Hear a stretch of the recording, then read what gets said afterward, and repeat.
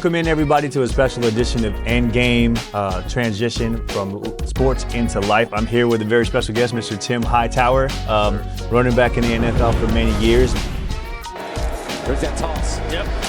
Hightower. Look at Hightower go. Cuts it back. Hightower.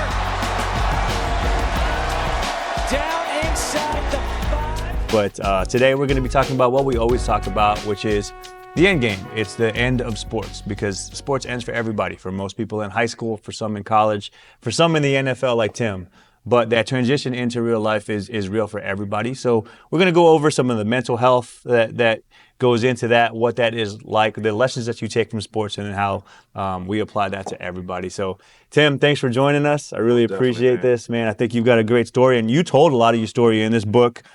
Tim Hightower, A Dream Worth Fighting For. This is available at Barnes & Noble, so go to your local bookstore and cop this. It's a really good read, especially for anybody that's torn their ACL. All right, so I think before we get into the ACL, let's start kind of at the beginning, because you know, as we play chess here, chess endgame is all about the winning strategy. But to get to there, you got to set up your pieces the right way. So let's go all the way back to Tulsa, Oklahoma. Right, so Tulsa, Oklahoma. Way back. This is where you find out like football is something that you want to do. Right, so talk about like kind of what your experience in Tulsa, Oklahoma was like. Yeah, well, look, first of all, football wasn't even in the picture, right? I was a soccer player. I loved soccer. I played soccer year-round, indoor, outdoor, like travel. It was all soccer. All soccer. So football wasn't even on the radar, but it was my soccer coach who came to my dad and was like, hey,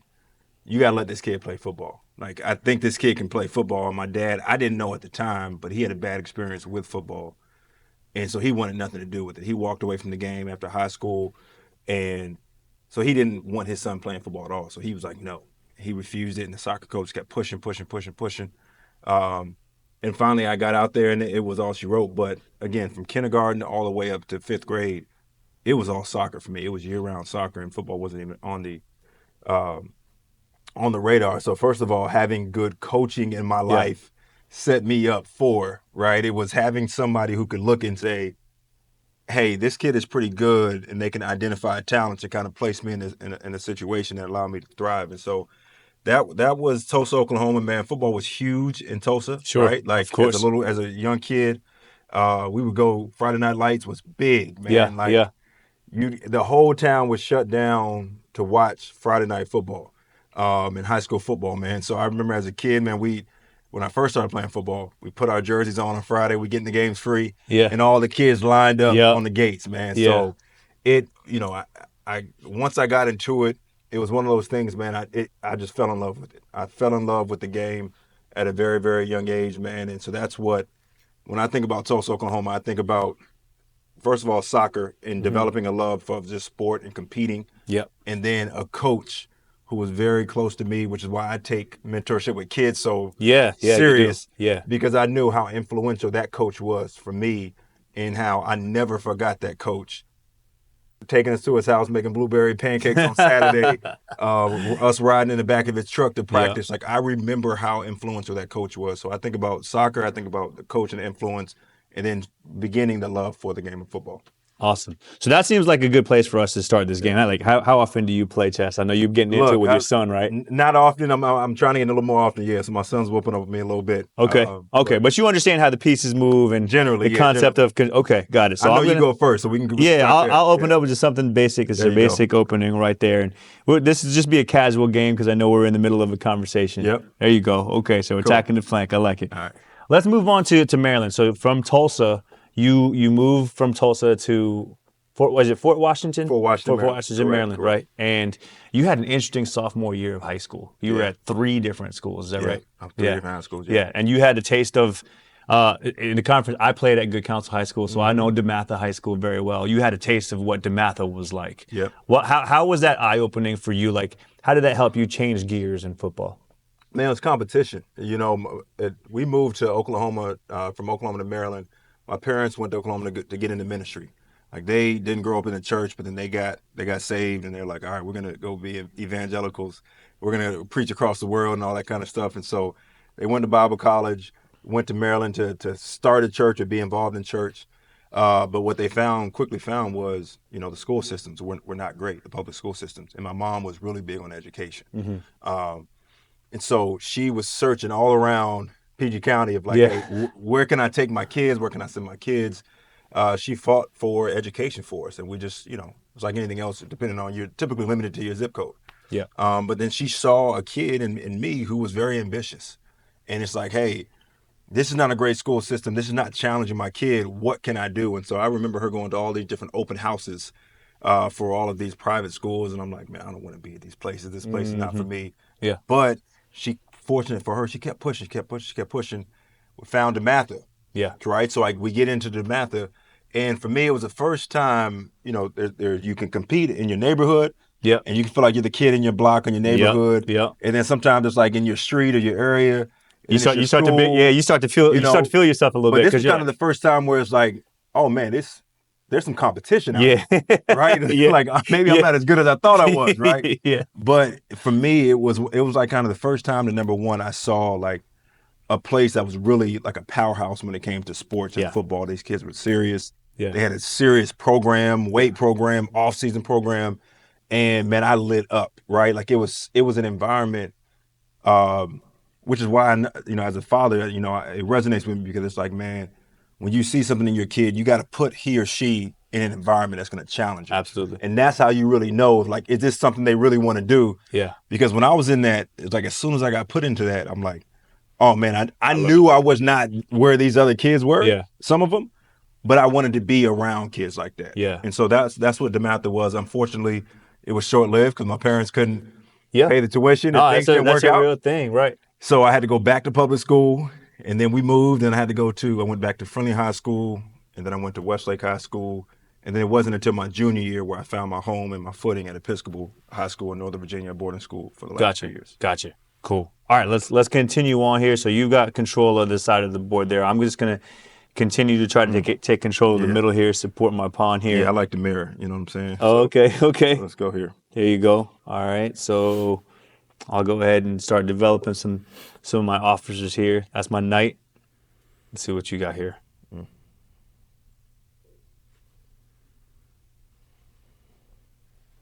I like it. So you're trying to take control over there. I like it.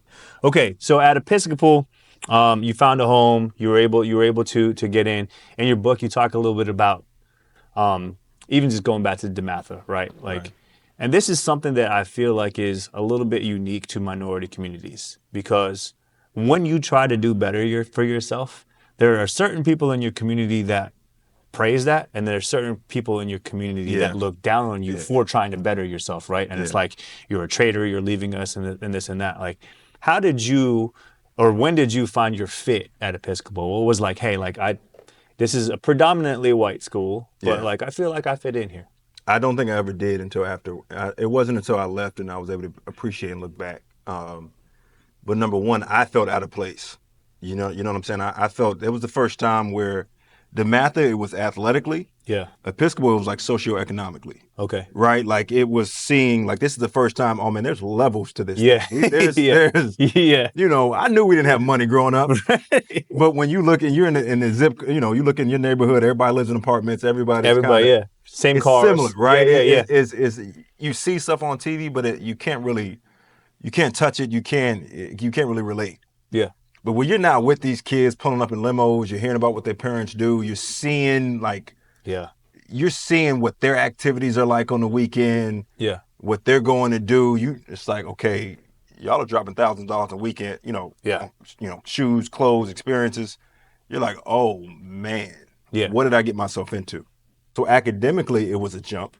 Mm-hmm. And then socioeconomically, I knew, man, I don't have the experience. I don't know where these kids are coming from. So I think that kind of in turn caused me, unfortunately, because I'd never been exposed to that. Yeah. I felt uncomfortable and I kind of withdrew internally. So I never really felt like I kind of fit in there. And it wasn't, Episcopal did a great job trying to make everyone feel kind of welcome to a degree. Sure. I just didn't feel comfortable, man. Right. And so I kind of I'm like, hey, I'm here for football. I'm going to kind of keep to myself, kind of focus. But then to your point, the challenge was you didn't quite fit in there. But now you go back home and you for sure you don't fit there. Your either. homies are like, man, nah, You ain't us you anymore. too good, man. Yeah, You went yeah. to DeMatha, you went to Episcopal. Yeah. Nah, you're not the same dude from around the way. So I knew it was one of those things where I feel like for those 2 years, it was kind of like, man, I'm kind of on my own journey right now. Yeah. It ain't about partying. It's not about friends. It's about academics and ball. And that, at the time, it was fortunate. As I look back, it was a bit unfortunate because I knew there were some things I was kind of struggling. Sure. And you didn't really have people to kind of rely on in that time. We're gonna get into that, man, because I think that's such a huge thing, and that's a journey that a lot of, especially guys that make it to the league, they go through that, and it's this internalization of your journey, right? Like, hey, like I'm gonna just focus on me. Football is my release. Football is where I find myself, and like I can control the things I can control in football. But then it becomes a little bit difficult for you to ask for help. Right. Because you're so used to like, hey, I got this. I'm gonna just do it on my own. If nobody got me, I got myself. So what were the moments in the league, right? Like you got to Arizona and you were around some really good players. You were around Larry Fitzgerald and Kurt Warner and Edgerrin James. What were some of the moments that you went through where it was like, hey, it's okay to ask for help? Man, that wasn't until, honestly, I don't think that was until when I got hurt and kind of hit rock bottom. I would say where I was forced to ask for help. I don't think I willingly asked for help. I think you develop this mindset where it's like it's me against the world. I'm gonna figure this out, and you actually do it in some instances. And so, as I tell kids that I work with, what you do often you get good at, for better or for worse. And so I developed this sense of, oh man, I figured this out on my own. Okay, cool. Okay, I figured that on my own. Yeah. Okay, cool. Maybe I can just figure things out on my own. Yeah. But it wasn't until I was hurt, where football was taken away from me, where it's like, okay, I'm married now. I've never been married. I don't know how to do this thing called marriage. Financially, situation looks a little bit different. Yeah. I need some help figuring this out. Football is not here, so I can't just like grind through it. Right. I may need to start reaching out to some people and say, you know what, I don't know what I'm doing. What do y'all think about this? Help me out a little bit. Yeah. So it wasn't until, I would say, even after Super Bowl, because sometimes success can be a big, it can be like a Band-Aid, man. Yeah. You really don't deal with stuff. Well, like one of the other person I had conversations with was Heather O'Reilly. So Heather O'Reilly is a U.S. women's national team soccer player, and she played in multiple international. Ever since she was a teenager, she was a women's national team player. Won, I think, 3 gold medals, a World Cup. So like the highest level, right? The highest level. And she talks about how sometimes your greatest superpower is also your greatest weakness. That's right. And I like the way that you say, because like sometimes like, hey, me figuring it out on my own was my greatest strength, but then it also at some point became my greatest weakness. And it's like, you reach out. Talk about that moment though, because I think this is such a big, important thing for so many people. When you reached out for help, who were the people that you spoke with, and how was that received? Man, look, yeah, I remember it. Look, Jack Ross, who, man, is a great friend of mine, lives in Arizona. I was out there rehabbing, and I was swimming. I was at Lifetime Fitness, and I was swimming. And I'm swimming doing laps because I couldn't run quite yet at this point, so I'm still staying in shape, and I'm just swimming. And he's sitting over there laid back, in the hot tub. I get in there afterwards, and he looks at me, he says, "You're pretty fast." And, I'm sizing him up like, That led to a conversation where for the first 2 weeks of me knowing him, he had no clue I played football. Yeah. We were just talking about life. For whatever reason, I don't believe in coincidences, but God placed him in my life for a purpose. And just starting to talk, and there was like this level of comfort and trust and immediately. And he caught me at a right point in my time where I'm like, man, I have no clue what I'm going to do next. And at this point, I'm married now, and so it forced me to reach out because it wasn't just about me now. Right. Okay, it's like before, you can just figure this thing out for you. Yeah. You're responsible for you and your own life. But now you've got a family. So now the stakes are a little bit higher. Like there's somebody else who's counting on you now. Yeah. Right? So it's like, you mess up and it's just you put yourself in a hole, you can figure it out, right? Mm-hmm. But now it's like, okay, man, somebody else is counting on me. I got to figure this thing out, man. So it was very uncomfortable for me at first, being in a situation where like once he recognized, you're a professional athlete, because for whatever reason, people feel like, you make it to the highest level in whatever profession, you got it all the answers. Mm-hmm. So it's almost like this self-fulfilling prophecy if you're not careful, that people expect that from you and you start to believe that you got the answers because you have achieved competence in one area. Yeah. You got everything else figured out. But he just, man, there was no pressure. It was no judgment. Mm-hmm. It was like a thing where it was just like, man, it was like an easy conversation, and all of the, everything that I was uncomfortable about, this dude didn't care about how much money I had or didn't have, how much answers I had, or he didn't care about any of that. Yeah. It was like he cared about the person. Yeah. And it was one of the first times where you felt, aside from all the accolades, somebody just cared about and just saw the person, man. And so he was the perfect person for me. We had a ton of conversations about finance, about life, and it was the perfect thing that I needed at that time in my life. That's awesome. It's so important to find like, hey, like you have support outside of football, That's right? Because so much of your identity is wrapped up into the sport. That's right. And then you find yourself like, oh, what am I going to do when the sport is over? Because it's going to happen, right? And for most people, and for you, it happens not voluntarily, right? Like, you're not like, there are very few people who get to walk away from football completely satisfied. Like, hey, it's time for me to walk away, right? Most people are either pushed out of the league, they get hurt, they're not good enough, they don't make the team at the next level, right? That's right. And for 95% of people, that's in high school, right? Like, that's right. However many people actually get to go play in college, right? That's a tough transition for most people, right? Because it's like, now what do I do?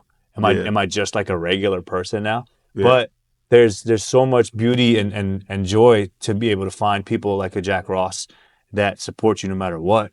And the other person who's been there for your life is Ricky. That's right. Right? And I feel that too, because I went through something similar, and my wife has always been there for me, and it had nothing to do with the way that I performed at work. Yeah. You know what I mean? She was just like, there, like, hey, I don't care how good you are at work. Like, I love you no matter what. So talk about how empowering that was for you to have somebody like Ricky who's been there for everything. You know what? And I say that, and I intentionally did not mention her because I don't think I quite allowed. There was a period of time where, like, when we were dating, she became like my rock and like that confidant of, man, we did everything together when we first started dating, and early on in the NFL, and we were immersed in each other's worlds. And but she gave me that. She was that sounding board, right? That sounding board and that support system.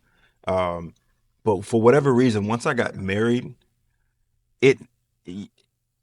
I wasn't aware of how quickly I made that shift, where what got us into that relationship, and I'm just gonna be very transparent, of just like what got us into that relationship was like companionship. It was friendship. It wasn't like expectations. It wasn't roles. Right. It was just companionship. It was trust. It was us being confidants to each other and support system. Well, now I'm married, and now I feel like we've got these roles. And so as I'm going through a very difficult season of my life, I'm like, for whatever reason, not for whatever reason, I know it has a lot to do with even the way I grew up. Yeah. I didn't feel comfortable now having her as a confidant in a way. It's like I felt like I was supposed to provide. You're supposed to provide, protect. I'm supposed to be like your knight in shining armor, like this leader that you look up to. I'm not supposed to show. And so I felt inferior. I felt insecure. And so I didn't even allow her to support me in the ways that she did when we first got into the relationship. Yeah. And so that was a very difficult period for me and for her, just because I shut off her ability to be who God had allowed her to be in general, right? And so that's where that's why I intentionally mentioned Jack Ross, because having somebody who you didn't feel like was counting on you, right? My family was counting on me. Friends, other people were counting on you. Like, having somebody in your life who could look at, irrespective of, as he taught me, and would say, you need to have people in your life who have nothing to gain from your success. And what I didn't realize was the challenges when you get in the NFL or you make it to any level. you form your circle based off of people who are going to help. Like you build your team. Yeah. Mm-hmm. But all these people have something to do with Your success. Your success. Yeah. Whether you're paying them, whether they're advising you. And so forming a circle of people who have nothing to do, just like-minded individuals. Right. So when you do go through that, you can have different perspectives and different people to bounce off of and different, but if all you have is the people who are in your industry or they're on your team, yeah, when that thing that you no longer do, it's like, well, do these people still have a purpose in my life? Right. That was the most difficult part for me. That's a really great perspective, I would say, because again, like everybody goes through this, and sometimes, like especially if you're the guy from a very young age, if you're the guy that everybody looks at like, oh, he's going to the NFL one day. Yeah. That starts early. Now all of a sudden, everybody that's in that circle of friends is there because they want to hang on just in case you make it. No doubt. Right? And then you're there. And then it stops. It stops. Because it stops. It stops for everybody. Now you're searching for like who are really your friends, right? Because the paychecks stop coming in, the access to events stops, right? Well, like it's no longer cool to be associated. What I always find it interesting is even when individuals have success in whatever field, all the folks who post pictures when they were once with this individual, it's like the fame by association. Yes. Right. Well, now there's nothing for you to post a picture. I make it to the Super Bowl, and you're posting a picture back when you and I met in the cafeteria or this or that. It's like it's by association. Yeah. Well, now there's nothing for you to be associated with me for. Right. Do you still post a picture? Right? Do you still? I remember when I met Tim right. So it's sometimes it's like direct circle, but then other times it's like indirect. Yeah. True, right. True. And so it's like, again, having somebody in your life and having those people, you talk about EndGame, having people in your life who have nothing to do with your success, man, is I've learned is critical. Awesome. All right, so let's go ahead and continue this game because we got to move some pieces and see. This game is going to get started here in a second here. And see, this is an interesting, even if you look at this game, man, why I appreciate this game, and it's because I'm looking at it as a game and learning the pieces. And it was Jack Ross who got me my first chess set and was like, you got to teach your son. Wow. Because his whole thing was being able to think steps ahead. Yes. I didn't think about when I was getting hurt or what would happen. All I thought about, and again, as you mentioned, I forget the soccer player you mentioned, your greatest strength can be your greatest weakness. My whole thing was I just got to get there. And what I got really good at was when I set my mind to something, I'm going to get there. Period. Right. I don't care what happens afterwards. I just need to get there. We'll figure out the next destination once I get to that destination. Right. And what Jack was really pushing it on me was thinking beyond the destination. Okay, so you get there. What next? Right. And whether it's financially or relationally or like, how are you thinking beyond that destination? Right. He was the first person that started to challenge me to think beyond the next step. A destination, beyond the next step. Right. And he's like, man, you gotta learn. Gotta learn. Yeah. Gotta learn chess, man. Absolutely. Yeah. I mean, I learned this game. So you asked me when I learned this game. I learned this game very young. And that was always the lesson of, be able to see moves, not just your next move, but what are the consequences of that move? What are you setting up? What is your opponent trying to set up against you? And, what sacrifices do you need to make in order for the team to win, right? All right, so let's talk about this transition into coaching, because what I really admire about you is the energy and the patience that you have to give to kids. And you mentioned it for Jack to be somebody who was invested in your success, and he had nothing to do with it. Right. You as a coach are now invested in somebody else's success, and you have nothing to do with it, right? Like, you don't gain anything from these kids going and winning a flag football championship, right? Like, it's not like when Todd Haley said, hey, every time you fumble, you're taking food out of my daughter's mouth. No doubt. This is not that, right? So, how do you now be that person Or what are the things that you try to embody when you're that person for somebody who's not necessarily invested in their success, but you just want to be there for their development? Man, that's a great question, and in a way, I am invested in their success, man, because and it's not just football; it's life, right? Like, again, I think about my little league coach, and I think about what he represented, and that's what I want to represent for my kids, but also for any kid who I come in contact with. Number one, there's somebody who believes in me, Mm-hmm. right? Like, there's so many times that I heard like all a kid needs is one person to believe in them. Mm-hmm. They don't need 50; they need one. They need one. They need one person who they trust that believes in them. And so, number one is like having somebody who believes in me. Number two is like having somebody we all need somebody we got to be accountable to. Mm-hmm. That's just life. Like, Right.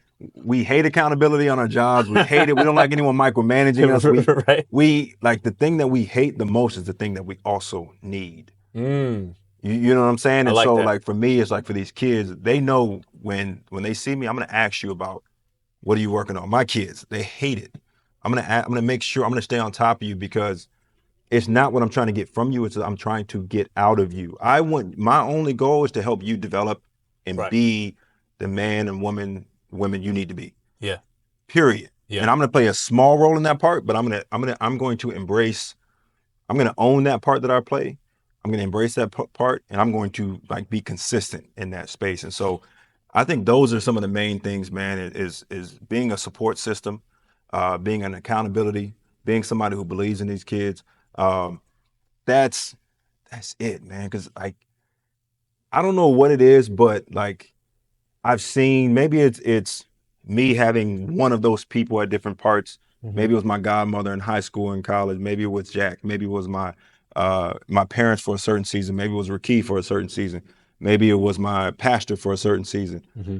I've had like different people, not lots of people, but one or two people at each stage where my life could have went left or right.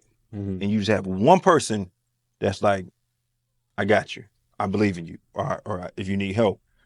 And so for me, man, I feel like anybody who I've seen the other side of not having that, Mm-hmm. and people who are 10 times more talented or smarter or whatever it is, but maybe they just didn't have that one person Mm-hmm. to say, hey, no. Come on, I got you. I Yeah. got you. And so whomever, when God has placed me in the lives of some individual, like kids or whomever, I take it very serious. And it's like, man, I don't know how long I'm going to be in your life or we're going to be in each other's lives. But for the time I'm going to be in your life, I'm going to leave everything and everyone better than when I found them. Mm-hmm. That's just the approach, man. And that's just, you become like, I don't know, it becomes like, you become like obsessed with it, of just like yeah. leaving people and things better than you found. Yeah, absolutely. Right? Absolutely. So I'm thankful, man. And I don't know, I love connecting with kids, man. Yeah. Oh, that's awesome. I mean, you do a really good job with the kids for sure. All right, we're getting into some action here, so Yeah. I'll stop talking and stop asking you some questions. Jeez. All right, I'm not taking that. You set me up there. So now this is not quite EndGame because this would still be considered middle game, or pro chess players would call this middle game. But yeah, we're getting close to it. So I wanted to talk about kind of how you embrace your role as a father, and more specifically as a father that is where faith is the central thing in your life, right? Because it's always been something that's important to you. It's always been something that you've kept in you and Rakeem's relationship and your journey. You know, what are the things that you take from your faith and from football that you instill into your children? That's a great question. And I you know what? I can't say that faith is always it's always been at the center. But isn't that like a great revelation to people? Because like so many people look at people and they say, oh well, they've got it all figured out. They've got God at the center of their life. Everything is going well for them. But it doesn't. It's not always that way. It's not always like, you know what I mean. And it's okay to go through those peaks and those valleys, right? But you always come back, right? It's that. So if you ask anything, man, there's that scripture: you train up a child in the way they should go, and then when they get older, they won't depart from it. Faith for me has been foundation. because it hasn't been at the center at all. It's that quote, everyone's got a plan until you get punched in the mouth. Yes. And I think for what faith in the way that it was introduced to me, right? Where it's okay, you go to church, you pray, you do these things, you do good, you get good. You can like the understanding sometimes as an adolescent and growing up, my relationship with faith, what it was then and what it is now, has definitely evolved.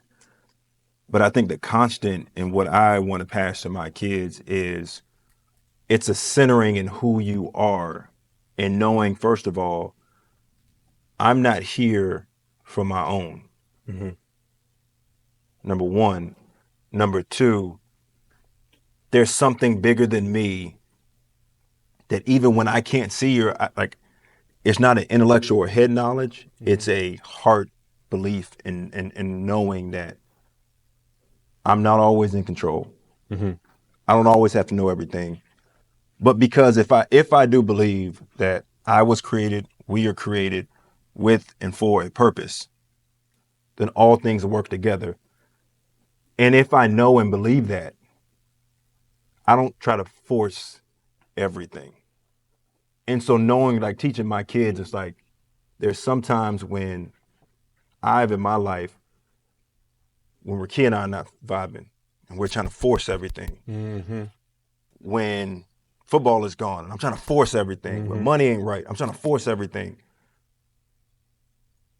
And taking a step back and like reflecting internally and what's the next step? Who am I? Where am I going? What am I doing? Right? I think that's the biggest thing, other than besides the scriptures and the quote unquote religious practices of you got to go to church, you got to quote Bible scripture, you were placed here with the purpose. And in order to tap into that purpose, you've got to live from the inside out. Right? Like there's a direct relationship that God wants to cultivate with all of us where it takes me being quiet, shutting my mouth, shutting off my device sometimes, and like, dude, what do you want me to do in this relationship, man? Where am I going? Why am I in it? What do you want me to do with these kids, man? I feel like should they be doing this? Should they be doing travel this? Yeah. You understand what I mean? Yeah, so yeah. I think that is like that foundation and that grounding of like living from the inside out and knowing that we are all here for a purpose bigger than ourselves, man. Like coming back to that is the thing that I want. No matter if dad is here, not here, I want them to develop that confidence and that resolve in and of themselves that they hear God for themselves. And they have an inner core, like a stability and confidence, an inner strength that, man, I don't care where I am, what's going on around me. Like, I trust the God in me that I can know and figure out what's the next step and what's the next best step for me. You know what I'm saying? That's the thing that that I really hope that I model, they see, and hopefully they start to adopt in their own life. Yeah. And another thing that you said in your book is like change is not failure. Yeah. Right. Because like so many times like we look at it from the lens of sports. It's like, oh, things are changing. It didn't work out. I must have failed. And That's sometimes right. it's not meant for you to work out. Sometimes, like there's these changes happen because they're supposed to happen. That's right. And it's not that you roll with it. You do everything that you can to control the things that you can control, but you also recognize that, hey, not everything is in my control, and that is where faith comes in. And you say, hey, like, hey, whatever it is, you ask the question, what is it that you want from me? And it's okay to not know sometimes. Or sometimes, look, man, sometimes there are consequences to our actions too. I think sometimes, like, the challenge is like, sometimes there's an old saying, like, if you're being so spiritually minded, you'll know earthly good. Like, everything isn't so spiritual all the time. True. Sometimes there's a cause and effect. Man, we live in a natural world of, if I go punch my hand into this wall, like, yeah, there's a consequence. I'm gonna bust my hand wide open, right? You spend all your money, you keep living behind your means. You're not under an attack. Like that's just you haven't. You got to learn the lesson of living below your or living within your means or whatever it is. And so, for me, sometimes it's just like there's even in the mistakes even in the situation that sometimes we put ourselves in, number one, okay, how can I evaluate the situation and like the lessons when I finished with football the second time? Mm-hmm. The thing that I did and I devoted 2 weeks to is trying to write down everything that I could remember, all the lessons learned, the mistakes. Yeah. And it's like, man, trying to just like, because like so many things in our life, like we just keep repeating, right? Like we just keep repeating, and it's like, okay, I don't want to. What can I capture from this last season of life? Like football is done. I'm gonna miss it, and I know I am. But if I can at least take some lessons and some principles from what allowed me to be there and have success, and what can I carry forward, and what hopefully can I leave, right? Like what can I leave behind and not continue to make those mistakes? And so it's like sometimes it's like it's not a matter of like, okay, for me, what do you want from me? It's like, how do I learn in this season of life? What do I do with that last season of my life? What did I experience? Why did I experience it? And what do I need to take from that into the next season? And what do I need and who do I need to leave in the last season? That's my, prayer and ask and hope that when one door closes, another opens. And when that door closes, everything that was supposed to be in that closet stays in that closet, and everything that's supposed to be in the next door, I take and bring with me. That's awesome. You know what I'm saying? That's awesome, man. All right. Well, speaking of like opening and closing doors, you about to close the door on me? We're getting close. We're getting close. Yeah. It's crazy. You can see. So you can't move that. So this is called a pin, right? The pin. So what I've done is I've pinned this piece because this rook is now threatening your king. But but if I move this and you go here, can I just take this? Yeah, if you go here, the game is over. Oh, okay, because you can just go straight there. Okay, yeah, so that's what that's called. I got you. I got you. Yep. Okay. So hopefully you run back the tape because football players are good at running tape, right? So we can run back the tape on this. So now I'm going to go here. And it's kind of the same concept, right? Same concept. Because if I go here, then you can't do this because that would take. Now you can take that. That's totally legit. Right. Yeah, that's your best move. Yep. And then you go right there. I'm gonna go here. Yep.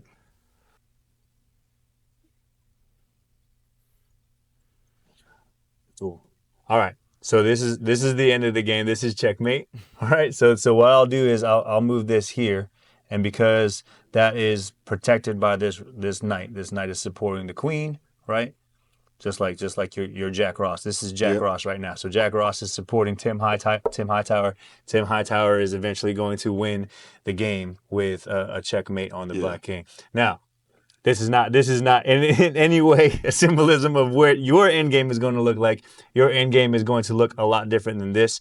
You're doing a great job working with the kids in this community. You just started Under the Lights. The Under the Lights spring flag football. So really looking forward to seeing what you do with that with the kids. And again, the book is called A Dream Worth Fighting For, available at your Barnes & Noble. So go and cop that today. It's a great read for adults, for kids as well. My kids are reading this right now. So I really appreciate you coming out and having this convo with me, having this game. No doubt. And I look forward to playing you again in a few months. You're gonna work me next time, man. I appreciate you, Tim. Appreciate you, man. Thank you so much. Thank you guys for tuning in, and we'll be back again with another episode of EndGame.